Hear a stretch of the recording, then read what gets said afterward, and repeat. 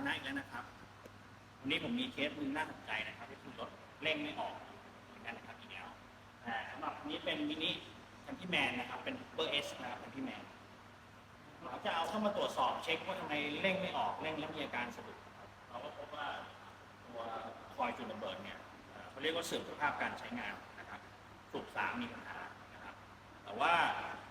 ที่เราต้องสั่งเปลี่ยนทั้ง4หัวเนี่ยเพราะว่าอายุการใช้งานใกล้เคียงกันถ้าเราเปลี่ยน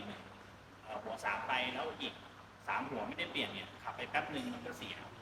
อีกเหมือนเดิมนะครับมันก็จะเสียเวลาเพิ่มนะครับเราก็เลยแนะนำลูกค้าว่าควรเปลี่ยนยกชุดไปเลยนะครับร่วมกับหัวเทียนนะครับหัวเทียนเนี่ยผมดูจากสภาพแล้วเนี่ยค่อนข้างเก่าแล้วนะครับก็คือดำแล้วก็ขึ้นสนิมนะครับเราก็เลยสั่งเปลี่ยนหัวเทียนอีก1 ชุดหัวเทียนที่ใช้เป็นที่พ่อบอสนะครับถูกและดีนะครับตัวคอยจุดระเบิดใช้เป็นตัวเดลฟี่นะครับเป็นตัวเอ็มถูกและคุณภาพดีราคาไม่แพงดูว่าเราเปลี่ยนคอยจุดระเบิดแล้วเป็นยังไงต่อสำหรับ